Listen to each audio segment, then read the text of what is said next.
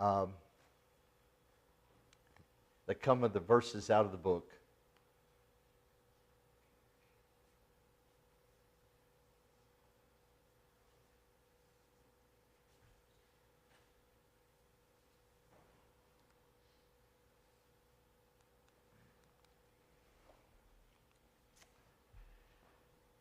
Yeah, Don, we've got problems this morning with our projector in the back. Well, let's hurry up and get started. Okay, I want to remind folks Moses was born 3,600 years. That's how long it's been since Moses. All right, we kind of lose sight on that. Okay. Does anybody know here when the pyramids were built? Gives you kind of an idea. You know, it's been 2,000 years since Jesus has walked on the earth. The pyramids, some of the first pyramids were built 5,000. Okay, there was as much time between some of the pyramids and Moses as there is between us and Jesus. Okay? So you need to understand, Egypt was a big deal, okay? Egypt was a big deal. Moses' name is Egyptian.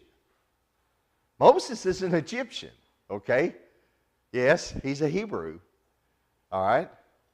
And and his name means to draw or draw out, and I wonder why, okay? I mean, we can put that together, okay?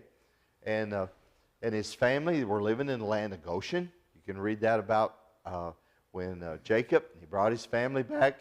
And Mr. Jim, if you was a farmer and you was living in Egypt, Goshen is the San Joaquin Valley. All right? Good stuff. And that's Joseph put them in a good place. Okay? Because he was remember, he was in control of everything. And so they're living in a good place. There's got to be too many Hebrews. Pharaoh's concerned there's so many of them that they're going to rise up with war. But, you know, there's an underlying thing here as well we need to realize. We're fixing to have an extended deer season, and they're fixing to allow everybody to kill a lot more does. Why? Because we got way too many deer. Because it really doesn't do a lot of good to go out and kill the males, all right? Pharaoh is ordered the extermination of the boys. And a lot of this has to do is the technique of assimilation, all right? And I learned this from places I've been. You don't want to kill your enemy because then you can't use him, okay? The Hebrews were handy. But I don't need these guys raising up and becoming soldiers, okay? And besides, now their women will marry Egyptians and will assimilate the Hebrews and also use them as slaves, okay? And so that we all know about that story with Moses. Moses said to the Lord, "Pardon your servant, Lord. I have never been eloquent. God has called him. Neither in the past nor since you have spoken to your servant. I am slow to speech and tongue," okay? Who can raise your hand on that? Okay? You got a similarity with Moses. And the Lord says, oh, come on, God calls you, Rick, to go preach. And you go, oh, God, I can't preach. And God says, who gave people their mouths? All right? Okay? Who makes them deaf or mute? Who gives them sight or makes them blind? Come on, you're talking to God. All right? I've called you. All right? Now go. And I will help you speak and will teach you what to say. All right? And Moses says to God, okay, God, please send somebody else. There's our glimpse of Moses, all right? Moses is reluctant, all right? Here's some excuses that Moses used to God. And these are our excuses too when we're called to do something. Moses says, come on, who am I? Dodie says, who am I? Come on. I don't have a big fancy degree. I'm slow to speak. Come on, who am I? Another thing is, he says, well, God, who are you? That's where God says, hey, you just go tell them, I am. You know, Jesus did the same thing when they came to Jesus and they said, hey, who do we say Jesus claims to be the great I am? And then they get that. I'm God. That's who I am. All right? And come on, nobody's going to believe me. Nobody's going to listen to me. And hey, I don't speak good. So there's Moses' excuses, and there's my excuses, and there's your excuses. All right? We should all share something with Moses. Anybody got anything to say about that? Then the Lord's anger burned. Not good. Don't want to be standing there. And so now we're introduced to Aaron. We're first introduced to Aaron in Exodus chapter 4 when God tells Moses, okay, I'm going to send Aaron, your brother, and he's going to be your prophet. And constantly through a Bible, all a prophet means is it's a speaker for God. Even in Romans, it talks about in the New Testament time about prophets. A prophet is, in fact, it likes in the New Testament to change the word prophet into preacher, okay? But a prophet and a preacher is someone who speaks on the behalf of God. Today we take these words and we speak on behalf of God by what God says. Back then, a prophet spoke on behalf of God by what God said, or that God revealed through a vision or a dream or an angel. All right?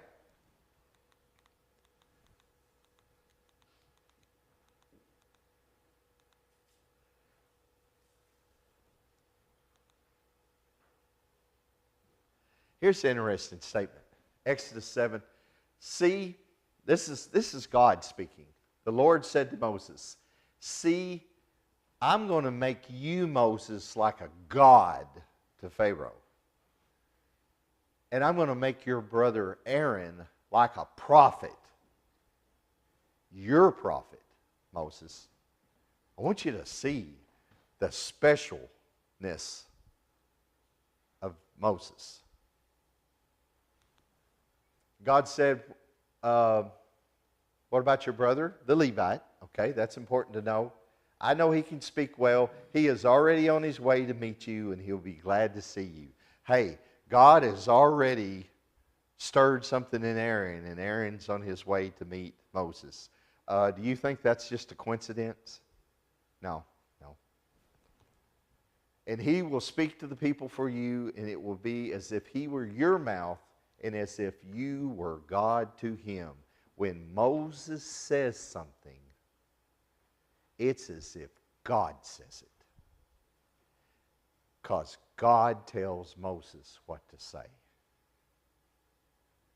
Miss Anita, when Jesus says something, what do we regard it as? Is Jesus a prophet? No. We take the words of Jesus as the very words of God. Get that? That's powerful, folks. When Jesus says it, he's not Jesus. He's not God's prophet. He speaks. Okay? So Aaron was, and here's another important thing we need to know. And this is going to lead up to this crazy story. Aaron was the very first high priest. Folks, that's a big deal. He is the first high priest. So tell me who could be priest. Y'all, somebody help me. Who could be priest under the law? Levites. In fact, they didn't own land. They didn't have farms. Well, later on in Jesus' times, it appears like they had kind of got into owning land. But in the setup, how you see in the Exodus and in the beginnings there, they were given the cities, and their job was to take care of religious matters. So if you don't have a farm, and all your job is to take care of religious matters, how do you eat? The others provide for them. Okay? There is a spiritual principle being laid out there too. Okay? That's a spiritual principle. Okay? And so that's the way God set it up. Do you remember Zechariah, John the Baptist's dad? He was on his. When you read on it, Dodie, it was. A lot of you, if you don't know, my mom had a heart attack last Thursday, and I've been sitting in the hospital with her ever since. Okay, and I've gotten to know Judy. I love the nurses, and I've fallen in love with them. And I've got my morning nurses, and I've got my nighttime nurses, and we've had a big time. We've gotten to know each other. Folks, do you know the temple worked that way as well? That thing pretty much ran 24/7. And just like Judy, there was somebody down there that was scheduling things. And Zechariah, I think that was Zechariah, I think was his name. It was his day, Judy, to go in and serve at the temple, okay? So, and Aaron had some sons, Nadab, Abihu, and Eleazar, and Ithamar, and those are his sons. Boy, there's a lot of stuff scattered in here that we forget and that we don't know. Aaron will carry the names of the tribes of Israel on the sacred chest plate over his heart, and when he goes in the holy place, this will be a continual reminder that he represents the people when he comes before the Lord. Aaron is the only person that can go into the tabernacle and go into the Holy of Holies once a year and to offer sacrifices for himself and then to offer sacrifices for the people, to roll their sins forward another year on the Day of Atonement. Have some of y'all been watching the news? Do you know what religious Jewish holiday is going on this weekend? No? Y'all hadn't picked that up on the news? In fact, you know, I'm not going. Well, I'm going to work only half time right now because of the government shutdown. And Congress left Washington, Mr. Kinney, for Yom Kippur. Some of the kids at work said, "Who is this Yom Kippur guy?" Yom Kippur is the Jewish holiday of the Day of Atonement. Their only problem is, in Israel, they don't have a temple, and they don't do sacrifices. But they still have this old book, and they know, okay, we're at this date on the Jewish calendar, and we're supposed to this weekend have the Day of Atonement. And the Day of Atonement was the one day the high priest could offer sacrifices for himself and go into the Holy of Holies and to offer sacrifice for the people. You remember the story, too, of the scapegoat, where they put the sins, and they pray, and they touch the goat and the sins, and the goat goes out into the wilderness to be consumed by the beast and the lions and the wolves, okay? That's all this weekend. The problem is, there's not a temple. Hebrews tells us what that's all about, okay? We read that, okay, Moses' mom and dad, his dad was Amram, and his mom was Jochebed. They already had given birth to a son, and they named him Aaron. And we also see that Moses, it tells, when they went and talked to Pharaoh, Moses was 80 years old, and his brother was 83. Aaron was 83. So we see there that obviously Aaron was 3 years older than his brother Moses. Mr. Kinney, I think you're somewhere right around Aaron's age, aren't you? A little bit older than Aaron. All right. How would you like to, Mr. Kinney, you're fixing to take on a big job.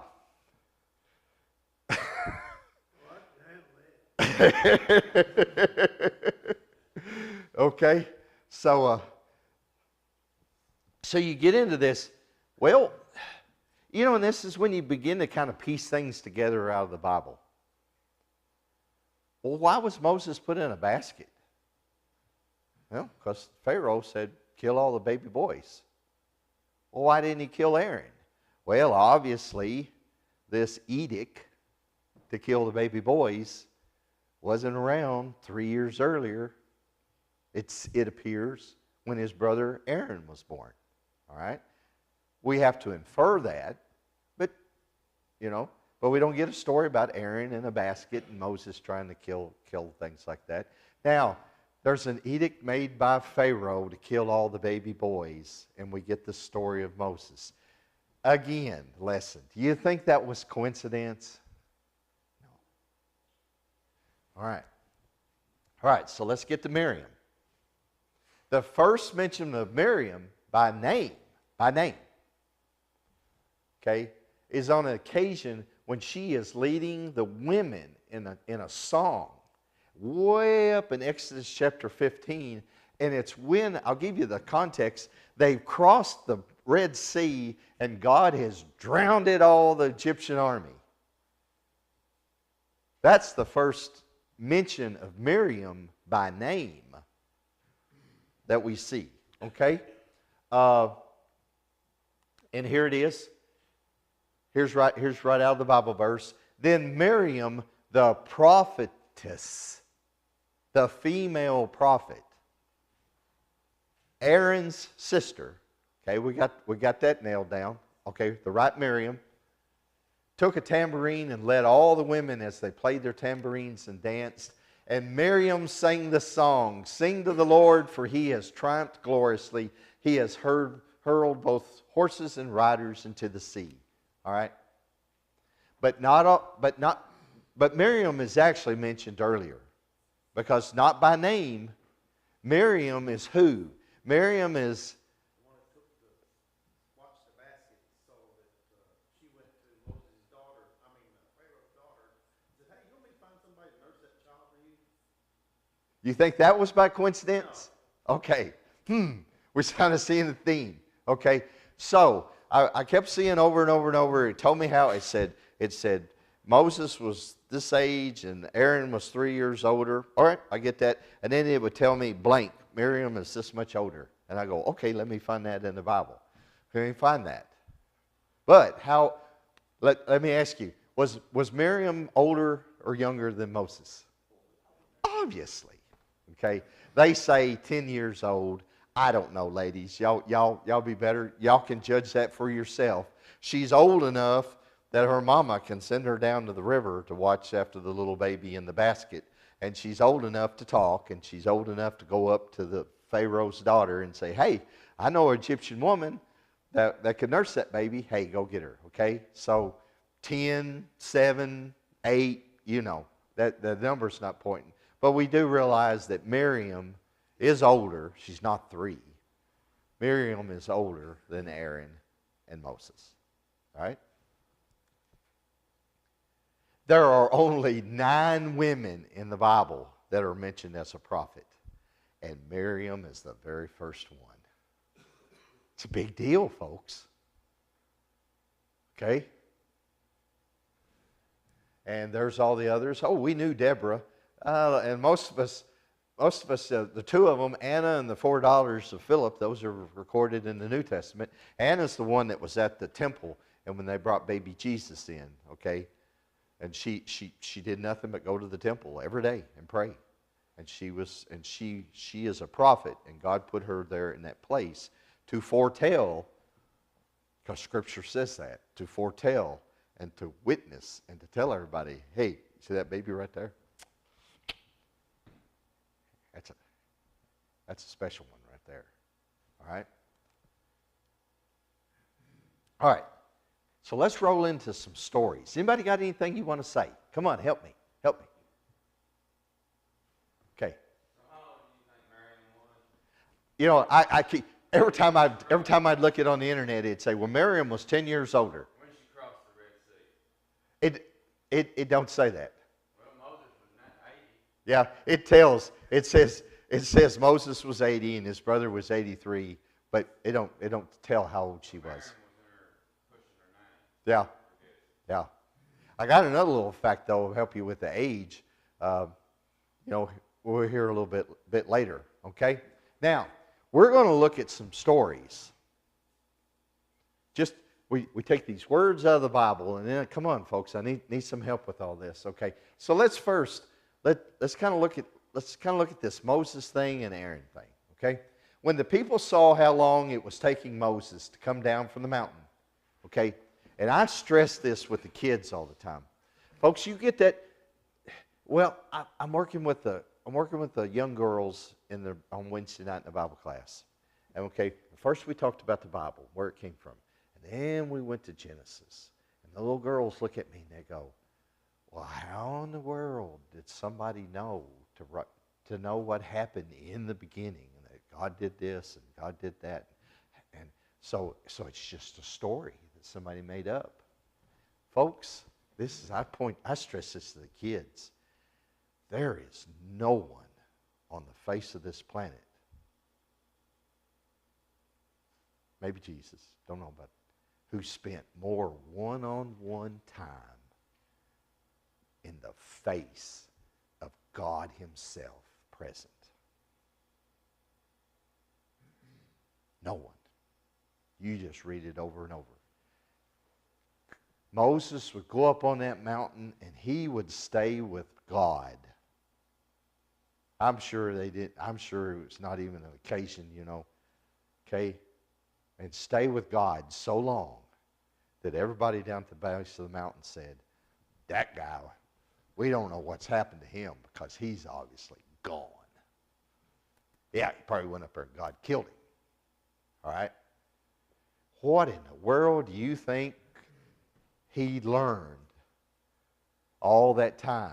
He spent all those months and months and days with the very presence of God himself.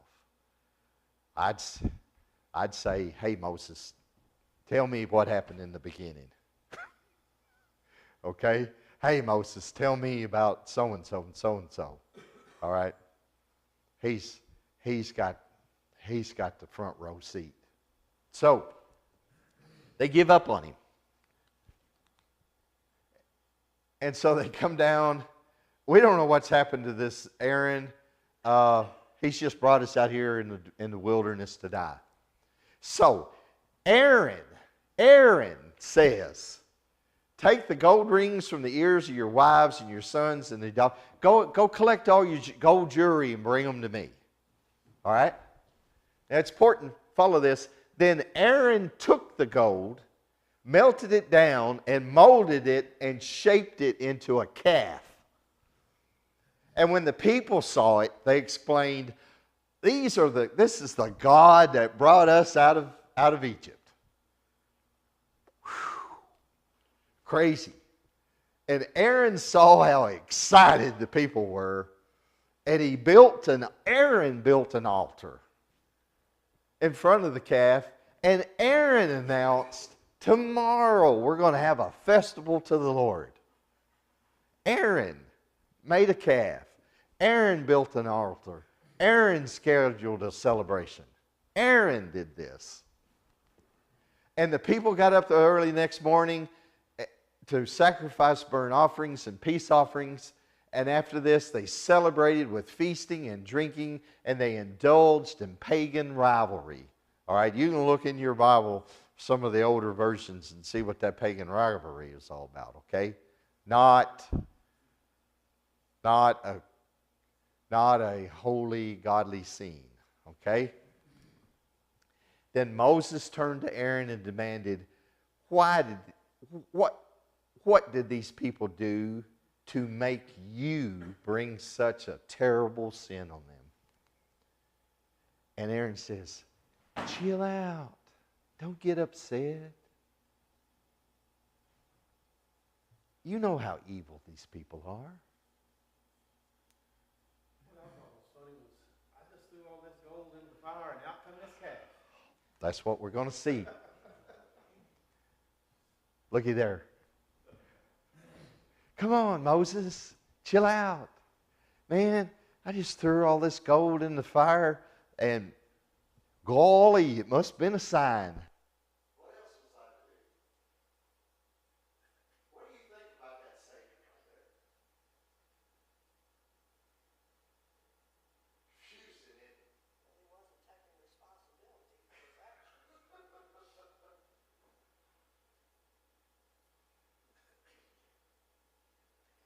Then Aaron took the coal, melted it down, and he molded it in the shape of a calf. I'm just telling you, we went back and read what it said that Aaron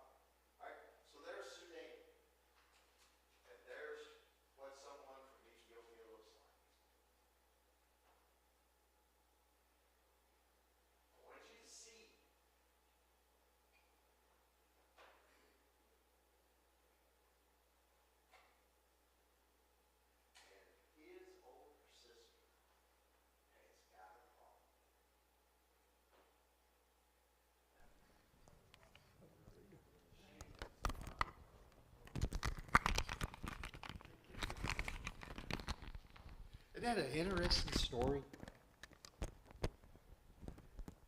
Anybody got anything you want to help me with on this?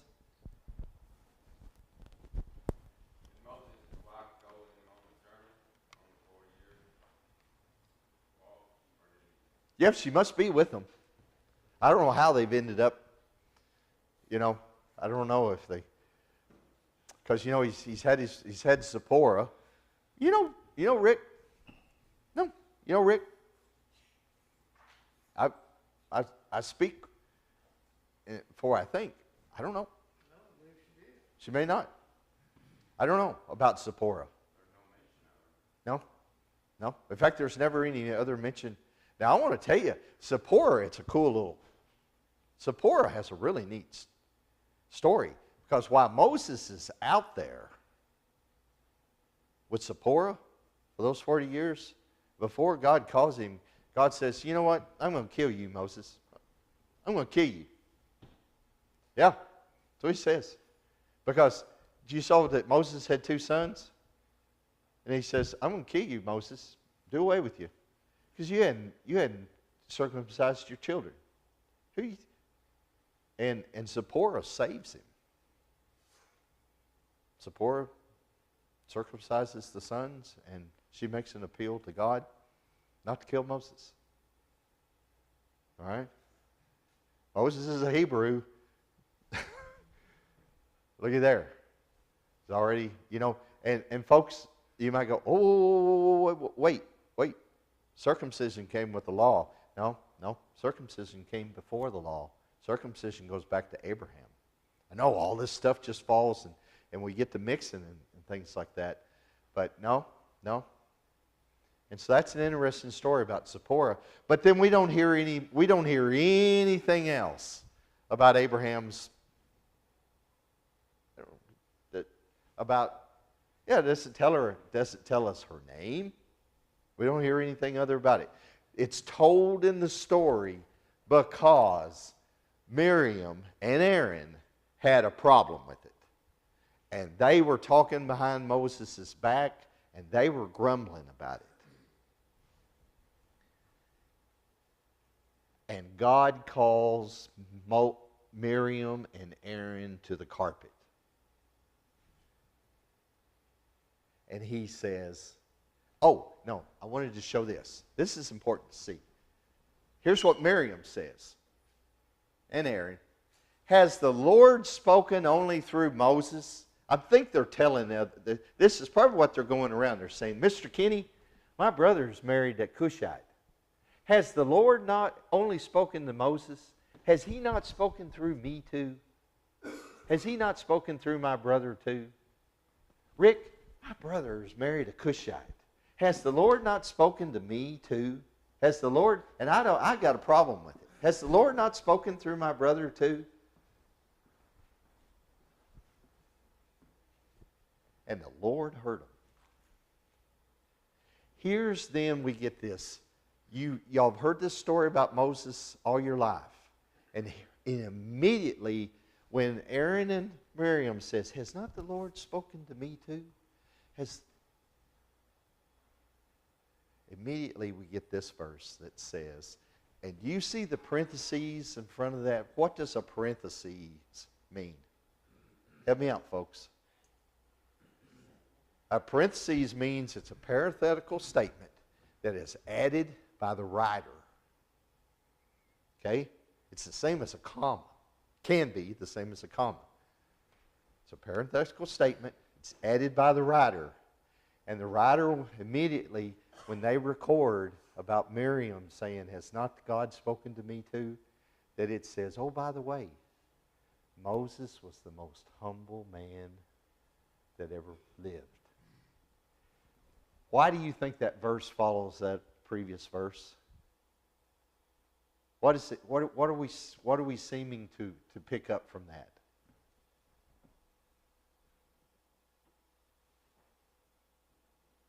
Why do I go off and inject a statement about Moses being humble? You think Miriam's got a humility problem? It appears that that's probably what the bells and whistles that's going off ought to be telling us. Okay? Lesson. There's a good lesson there. All right. So immediately the Lord called Moses and Mary. He called all three of them. Boy, Eddie, you're at school. You and your other two buddies on the school bus, you've been called to the principal's office this morning. I remember them days. Hey, it was them two. It wasn't me. Yeah, you sitting on the seat with them. All right. Who pitched the paper wad out of the school bus window and hit the state police car?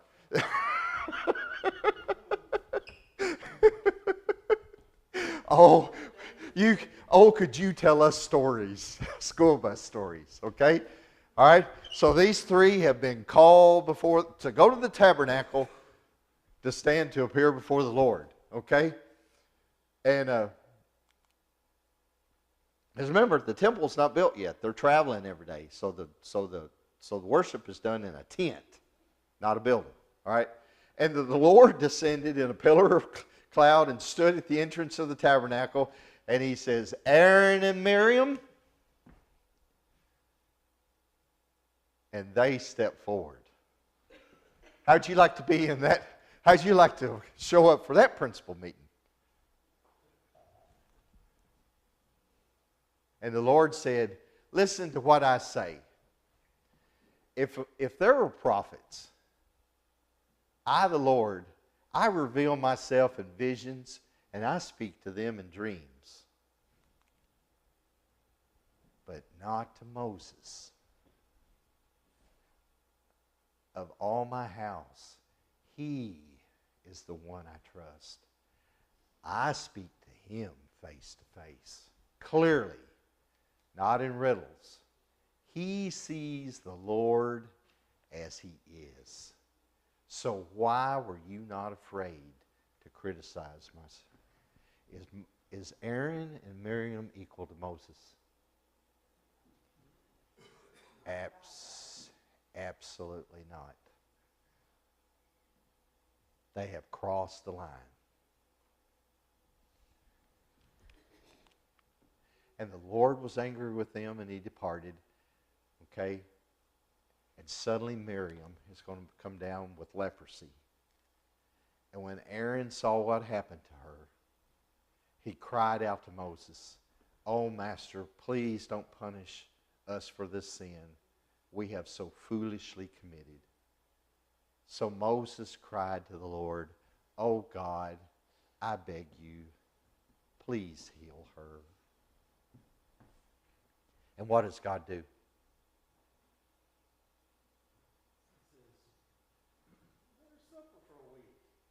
Okay, but God, he heals her. Is there a consequence? Yes. Okay, because what God says, hey, even an earthly father, when his daughter insults him, there's some things that have to happen. She has to be punished. Y'all, well, I don't have the grandkids this morning. They're with the other grandparents going to church with them. We have to share, you know. Y'all know how good Owen is. Bless his heart. He's an old soul. Well, Friday, he's a 13-year-old boy. Ooh, you know how 13-year-old boys are. Guess what? School bus drives off from school, and he's still standing in the parking lot talking to somebody. His mama. I'm in the hospital, you know, everything's, you know, it's okay. His mama is livid. His grandmama wanted to tell his mama, now. And his mama says, no. There's got to be a consequence. So Owen doesn't have a cell phone all fall break. And oh, Mr. Kenny. Oh, Mr. Kenny. He is distraught. And he has told his mama, and he really is, because he told his grandmama, he said, because he's an old soul, he said, "I'm so sorry I disappointed my mama." He really is. He really is. But he's a 13-year-old boy, too. All right? But there's He'll probably do it again. Yes, he will. And there's a consequence, but there's a consequence. Do y'all not see? I want you to see all this too. Folks, Aaron is the high priest. Look how he blew it. Miriam is the first prophet. She has saved Moses. And look how she blows it. It's a story of our world today. It quickly, you can believe this stuff, and it quickly turns away and let a tragedy happen. Know how much that brings people back to God, but only for a little while. Yeah. I don't get it why they can put him in their heart so much when some tragedy that they soon forget. So, but it's not new, is it? No. This is the story of you. It's the story of me. It's the story of mankind. It's the story for us. All right? Now, I want to tell you, we're talking about ages, Mr. Kinney. Let me ask you this. Whew, they're going to wander around out there in the wilderness for 40 years. And God says, hey, everybody 18 years old and younger, they're going to get to go into the promised land. But those of you who are older, except there's two people who were faithful, Caleb and Joshua. Those guys, it's going to be like they never age. And they're going to get to go in all with the kids. And we can all kind of see God's working miraculously with because we got all these young people who are out here in the wilderness, and hey, we do need a couple of spry 80-year-olds, okay?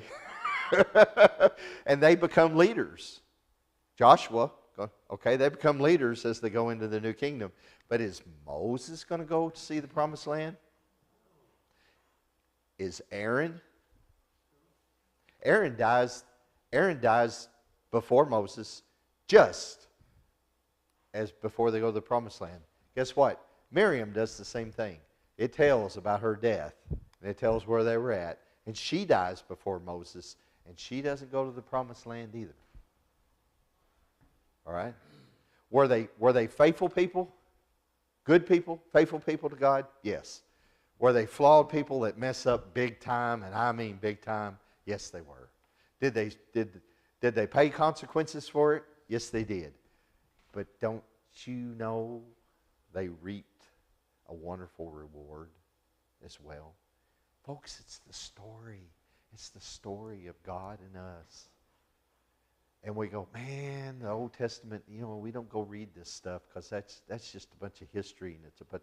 No, it teaches us about God. It teaches us about Him. Okay? Why did they wander around out there in the wilderness for 40 years? Because I've talked about it, they've been in Egypt for 400 years. This generation's going to have to die off.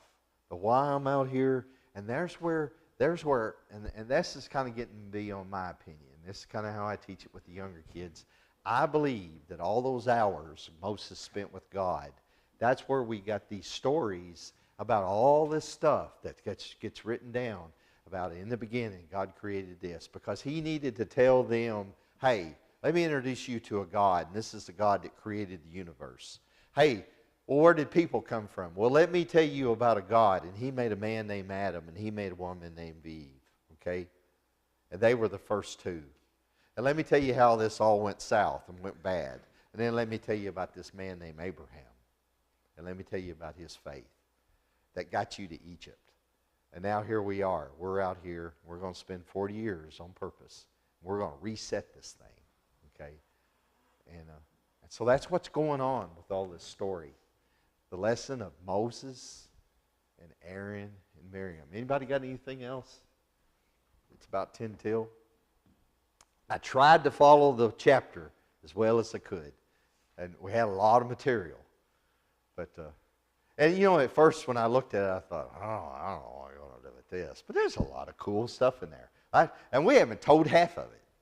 So read your chapter. Read chapter 6, because there's a lot more in there. All right, I got to go back here and see if we can figure out how to get our PowerPoint to work for services.